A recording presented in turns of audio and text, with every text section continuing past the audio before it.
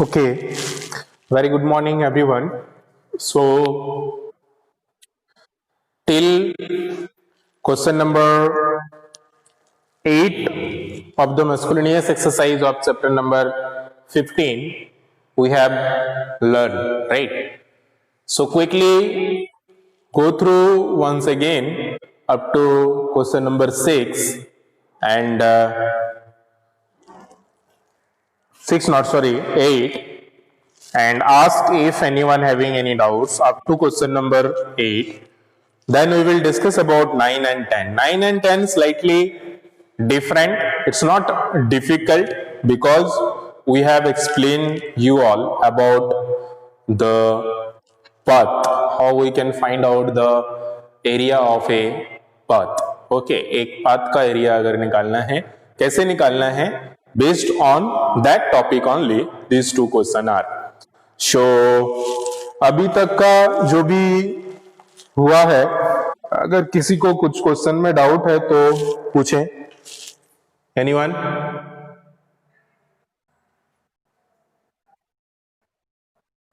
Okay, Vidya don't have any doubt. Isa, Harshit,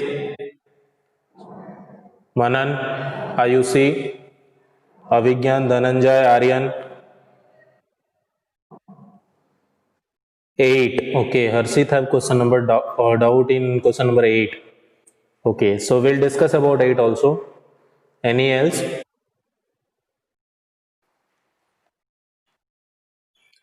So first let us start with the 8 only.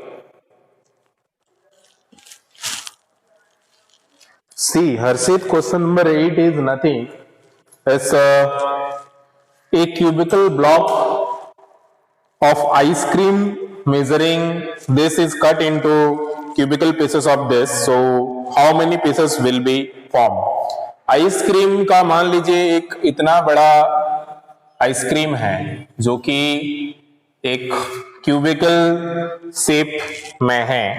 तो अगर suppose इतना बड़ा एक आइसक्रीम है, ठीक है, और इस पर्टिकुलर शेप में है, क्यूबिकल शेप में है, और इसका लेंथ, ब्रेथ और हाइट का जो मेजरमेंट है, वॉल्यूम है, वो दिया हुआ है, और आपको इसमें से इसको छोटा छोटा टुकड़ा करके काटना है जिसका साइज जो है वो दिया हुआ है. दैट मीन्स उसका volume of the smaller pieces which you make, that is also given 2 into 2 into 1, and the measurement of this whole ice cube is also given, that is 12 into 8 into 6.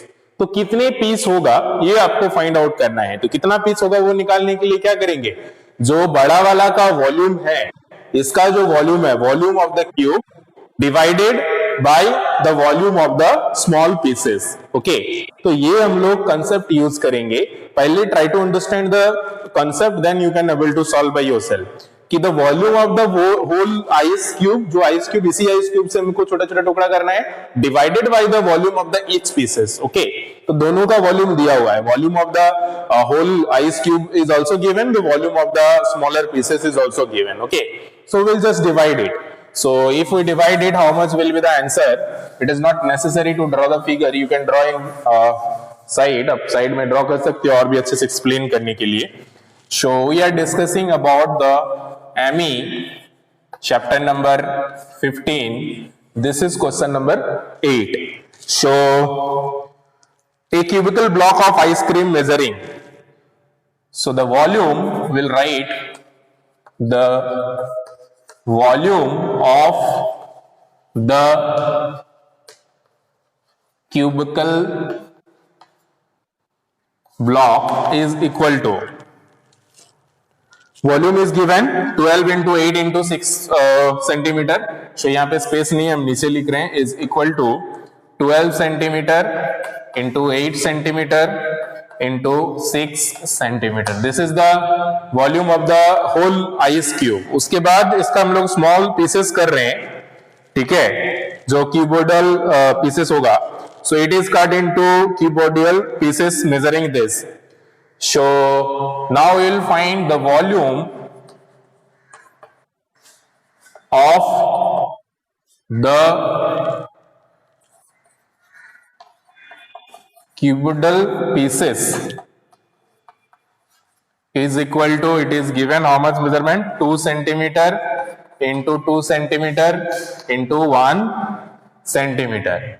Okay, अभी हम लोग इसमें लिखेंगे to find out the, what it is asking, to find out how many pieces will be formed, to find out how many pieces will be formed,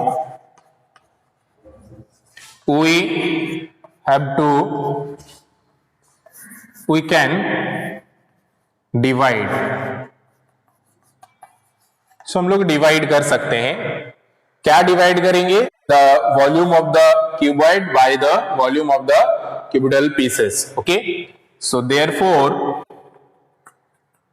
it will become 12 centimeter multiply 8 centimeter multiply 6 centimeter divided by 2 centimeter multiply 2 centimeter multiply 1 centimeter.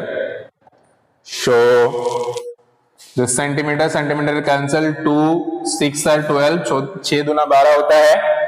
सो ये 6 में cancel out हो गया. अब यहाँ पे भी centimetre cancel, 2 4 are 8, ठीक है. और यहाँ पे 1 6 आर 1, सेंटीमीटर कैंसिल, 1 6 आर 1. तो हमारे पास जो बचा 6 मल्टीप्लाई 4 मल्टीप्लाई 6 बचा. So 6 multiply 4 multiply 6. So 6 6 are 6 4 are 24. 24 multiply 6 is equal to how much? Sorry, 24 multiply 6 is equal to how much? 24 multiply 6. 6 4 are 4, 2, 6 2 are 12, 14. 144. So is equal to 144. What it is asking? The question is asking how many pieces will be formed. So how 144 pieces. So 144 pieces will be the answer of this. Harshit, do you understood this question? समझ में आ गया ये question Harshit?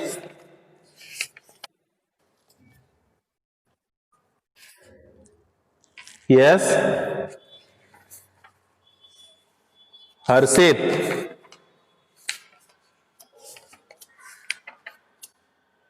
can you hear?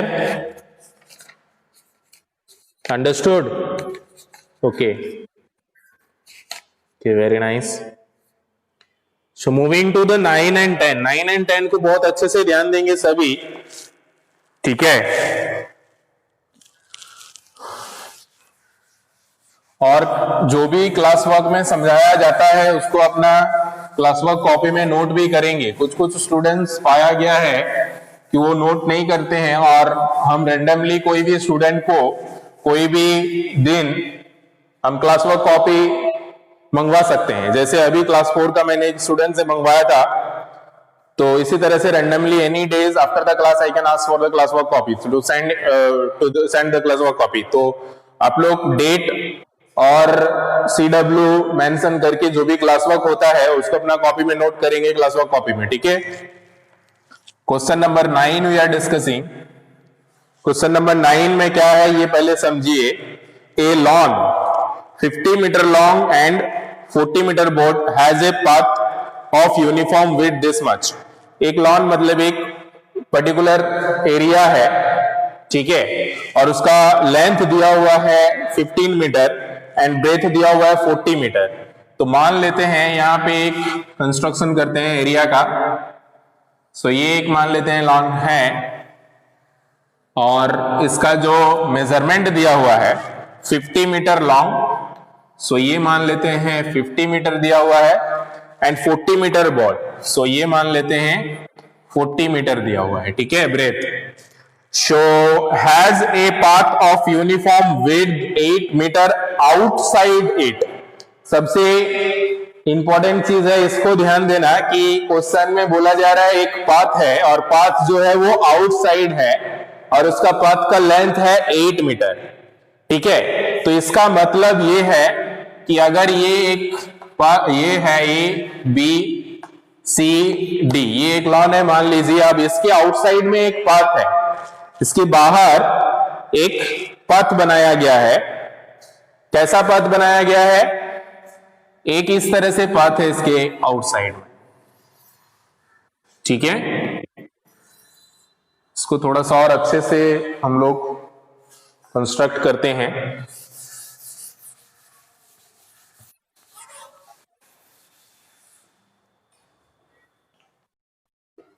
यहीं पे करते हैं।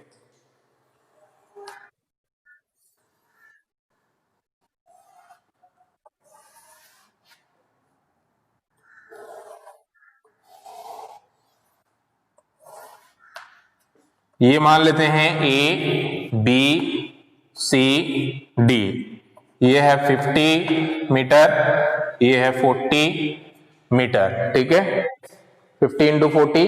अब जो है 8 मीटर का पाथ है, ये जो पाथ है ये 8 मीटर का है। ठीक है, यहां भी इधर भी 8 मीटर का एक पाथ है, same this side also 8 metre path and this side also 8 metre path. ये जो लेंथ है दैट इज 50 गिवन एंड ये ब्रेथ जो है ये 40 given of the small inner region. ये अंदर का जो पार्ट है of that region the length and breadth is given.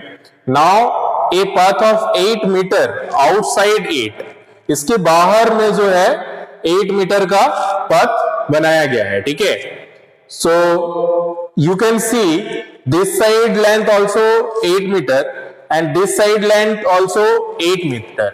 तो इसका मतलब ये अगर 50 मीटर का लेंथ है और यहां भी 8 मीटर ऐड हो रहा है, so this side also 8 meter is adding and this side also 8 meter is adding, so 8 plus 50 plus 8, so the length of this whole region, if you give the name as like P Q R S, अगर इसका name हम लोग P Q R S रखते हैं तो the length of the lawn is 50 meter, but if include the path, अगर path को भी include करेंगे then what will be the length of this? So this is 8 meter and this is 8 meter, so 8 plus 50 plus 8, this will be the length of this hole, right?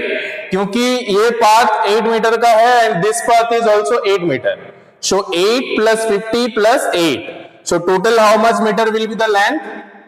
50 plus 10 is 60, so 60 plus 6, so 66 meter will be the total length of the particular region, ये including the path है।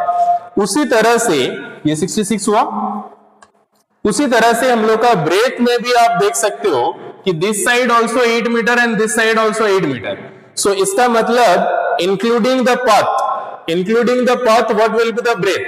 सो breadth will be 8 plus 40 plus 8, और आप लिख सकते हो 40 plus 8 plus 8, तो simply आप ये भी लिख सकते हो कि 40 प्लस 8 प्लस 8, क्योंकि 40 ये है प्लस इस साइड का जो पाथ है उसका लेंथ 8 और इस साइड का जो पाथ है उसका लेंथ 8, सो टोटल हो जाएगा 40 plus 8 is 48, 48 plus 6 is 50, sorry 48 plus 8 is 56, so 56 metre. तो ये समझना बहुत ही इंपॉर्टेंट है कि हमारा जो पहले का एरिया था, पहले का जो रीजन था उसका लेंथ 50 था और ब्रेथ 40 था, वो इंक्रीज होके 66 और 56 कैसे होता है? This is the very very important thing, क्योंकि यहाँ पे बच्चे ये नहीं समझ पाते हैं, normally students are not able to understand कि how it's this 8 is adding in both the side, क्यों ऐड हो रहा है? क्योंकि ये जो एरिया, ये जो पथ है ये चारों साइड में है और चारों साइड में पथ होने के कारण इधर भी 8 मीटर ऐड हो जाता है एंड इधर भी 8 मीटर ऐड हो जाता है। ठीक है, तो ये सभी को समझ में आया, दिस थिंग एवरीवन अंडरस्टूड कि how the new length and breadth has been we find out. Okay, very nice. तो अभी क्या है, अब अगर मान लेते हैं हमको, आप लोग को पता है कि how we can find out the area of this inner region, अंदर वाला जो एरिया है वो कैसे निकालना है, that we know very well, right. Now we also can able to find out the area of this bigger region. Okay, तो अगर हम लोग एरिया, ये स्मॉलर रीजन का एरिया निकाल लेते हैं, बाहर का जो बिगर रीजन का एरिया निकाल लेते हैं, तो हम लोग ये पथ का भी एरिया निकाल सकते हैं बहुत इजीली। कैसे? Just by subtracting. तो वही हम लोग करेंगे। Just we will find the area of this ABCD, okay, then we will find the area of PQRS and will subtract it. So subtract करेंगे तो पथ का एरिया निकल जाएगा, ठीक है। तो quickly tell me what will be the area of the smaller region ABCD, quickly tell me everyone, what will be the area of rectangle A B C D, ये जो अंदर वाला रेक्टेंगल है इसका एरिया कितना होगा आप लोग बताइए, कितना हो जाएगा? 50 मीटर मल्टीप्लाई 40 मीटर, ये छोटा वाला का, ठीक है। तो 50 मल्टीप्लाई 40 कितना होता है? 5 4 are 20 and 2 0, okay. So 2000 metre square हम लोग का ABCD का एरिया आया, ठीक है। 2000 ABCD का एरिया आया। अब जो है हम लोग एरिया निकालेंगे PQRS का, जो बाहर वाला रीजन है उसका। लेकिन आप ध्यान दीजिए, जब भी आप इस तरह से अगर इजीली बनाने जाते हो तो आपको लैंग्वेज ज्यादा नहीं लिखना है, लेकिन आपको ड्राइंग बनाना पड़ेगा और इस तरह से कंस्ट्रक्शन बना के समझाना पड़ेगा, ठीक है। या तो आपको बहुत सारा लैंग्वेज लिख के समझाना पड़ेगा कि area of the internal region, area of the internal lawn without the path and then area of the lawn including path, इस तरह से लैंग्वेज लिख के लिखना पड़ेगा। या तो इस तरह से आप फिगर एक बना देना, ठीक है, जिसमें लेंथ और ब्रेथ बना देना, उसके बाद एक पाथ बना देना 8 मीटर का, और इस तरह से समझा के आप लोग एक्सप्लेन कर सकते हो। उसके बाद एरिया ऑफ द PQRS अभी हम लोग निकालेंगे, area of PQRS। So what will be the area of PQRS? PQRS में लेंथ 66 मीटर है और ब्रेथ 56 मीटर है। So 66 metre multiply 56 metre. So 66 multiply 56 कितना होता है? 66 मल्टीप्लाई 56 कितना होता है बताइए? I think 3696 metre square will be the area. 3696 metre square. तो अब हम लोग को सिर्फ जो इंटरनल रीजन था विदाउट पाथ उसका एरिया मिला है, और विथ पाथ इसका भी एरिया मिला है। अब हम लोग को सिर्फ पाथ का एरिया अगर निकालना है तो हम लोग सब्ट्रैक्ट कर देंगे, दैट्स ऑल, ओके। सो अभी हम लोग यहां पे लिखेंगे, स्पेस नहीं है तो I am erasing the figure, ठीक है। फिगर सभी को समझ में आ गया है और फिगर ड्रॉ करना है आप लोग को भी, ठीक है।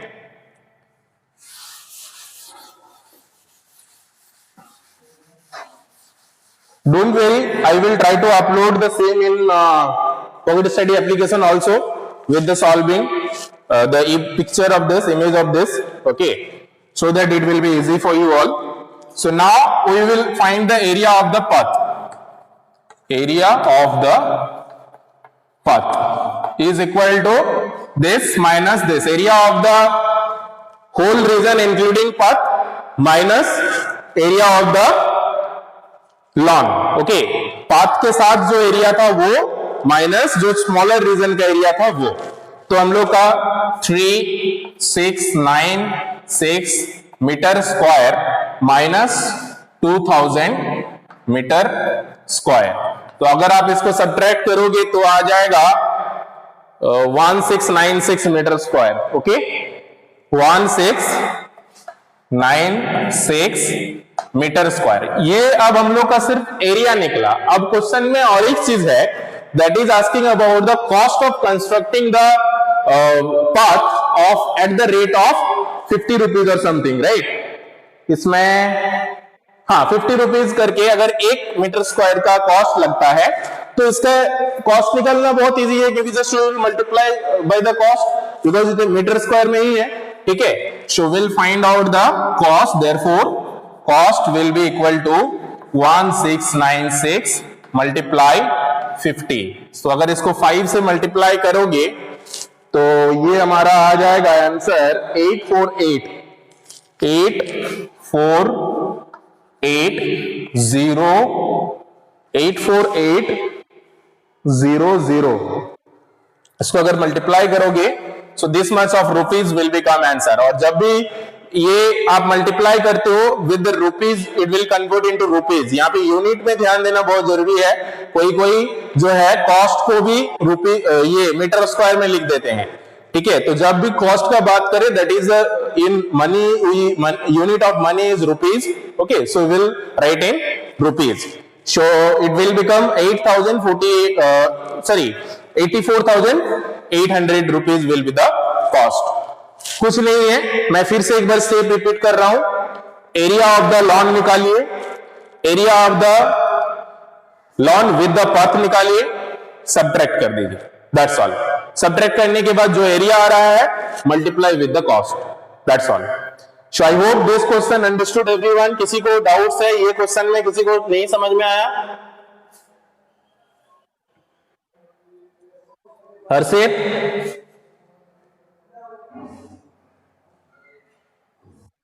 रवि रंजन, धनंजय, सभी को समझ में आ गया ये question?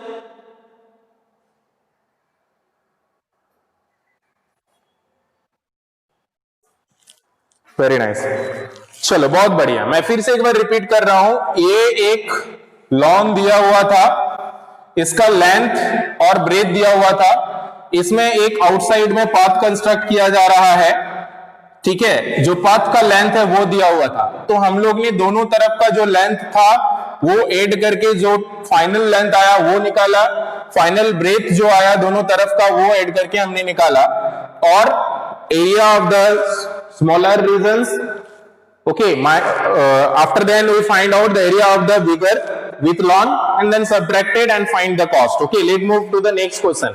I have explained this several times because this type of question are slightly difficult and नहीं तो समझ में नहीं आता है अच्छे से बार बार नहीं रिपीट करने से, ठीक है। और अगर ये समझ गए हो तो आप दूसरा भी समझ जाओगे, क्वेश्चन नंबर 10 भी। बट इसमें एक थोड़ा सा चेंजेस है, जैसे इसका पथ आउटसाइड में जा रहा था, क्वेश्चन नंबर 10 में क्या है, ये इनसाइड में जा रहा है, अंदर जा रहा है। तो जैसे हम लोग यहाँ पे ऐड कर रहे थे, we will subtract the same 2 times, okay. तो इसका क्या होगा, इसका हम लोग फिगर ड्रॉ करते हैं। तो the question is a path of uniform width 3 metre run inside. तो यहाँ पे लिखा हुआ रहेगा क्वेश्चन में, इज इट गोइंग आउटसाइड और it is coming in, is it coming inside. तो क्वेश्चन में अगर आउटसाइड दिया हुआ है then we have to add 2 times, अगर इनसाइड दिया हुआ है we have to subtract 2 times, okay. So here the length is given like question number 10 we are discussing. Suppose this is the particular, हम लोग को थोड़ा सा बड़ा बनाना पड़ेगा because we will come inside. So this is suppose the original lawn, okay, and length is given 24 meter, breadth is given 18 meter, okay, and suppose this is ABCD। आप PQRS भी मान सकते हो, ये मान लेते हैं ABCD है। अब इसमें क्या है, इसमें आउटसाइड में नहीं जा रहा है, इसमें इनसाइड जा रहा है, अंदर जा रहा है। कितना अंदर जा रहा है, 3 मीटर इनसाइड। सो इसका मतलब ये जो है, ये रीजन जो है, so 3 metre inside from both. So this side, this side also 3 meter going inside, this side also 3 meter going inside, this side also 3 meter going inside, and this side also 3 meter going inside। तो यहां पे क्या होगा कि देखिए आप, ये जो लेंथ है यहां से भी 3 मीटर सब्ट्रैक्ट हो रहा है और यहां से भी 3 मीटर सब्ट्रैक्ट हो रहा है, ठीक है। तो हम लोग का 24 में से 3 + 3 6 सब्ट्रैक्ट हो जा रहा है। सो 24 - 6 हम लोग का कितना हो जाएगा, 24 - 6 कितना हो जाएगा, 18, राइट, 18 हो जाएगा। तो 18 मीटर जो होगा that will be the length of the inside region, तो इसको मान लीजिए हम लोग PQRS नेम देते हैं, PQRS। तो ये PQ जो लेंथ है दैट विल बिकम 18, ये पूरा नहीं है, सॉरी, यहां पे ये जो है दिस विल बिकम 18 मीटर, ये अंदर वाला जो है, ठीक है, inside one. So this is 18, क्योंकि यहाँ पे 24 से 3 इधर भी माइनस हो गया, 3 इधर भी माइनस हो गया, टोटल 6 माइनस हुआ। इन द सेम वे 18 में से अगर हम लोग 3 और 3 माइनस करते हैं, मतलब 6 माइनस करते हैं, तो इट विल बिकम 12 मीटर। तो ब्रेथ इसका जो हो जाएगा दैट विल बी 12 मीटर, ठीक है। तो उसी तरह से जैसे हमने इससे पहले वाला बनाया था, और एरिया ऑफ ABCD निकालेंगे, एरिया ऑफ PQRS निकालेंगे, सब्ट्रैक्ट कर देंगे, ठीक है। तो एरिया ऑफ ABCD कितना होगा बताइए, 24 मीटर मल्टीप्लाई 18 मीटर, कितना आ रहा है देखो और बताओ, 24 गुना 18 कितना होता है, 432 होगा I think, okay.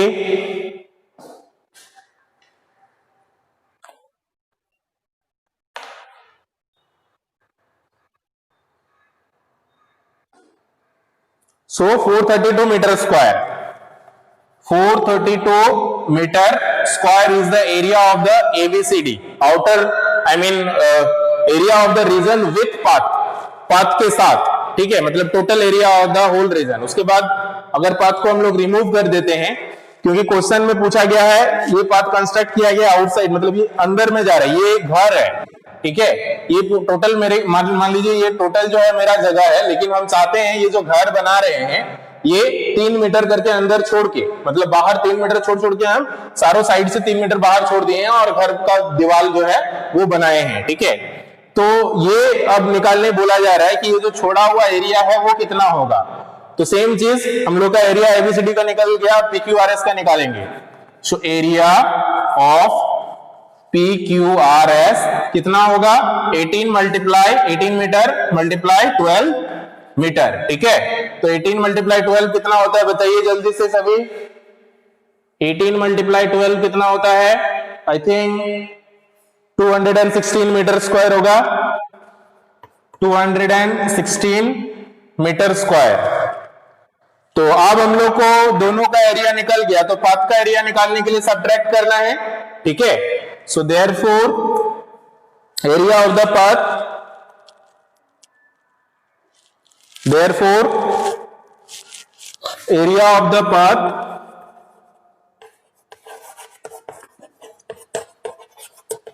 is equal to 432 meter square minus 216 meter square।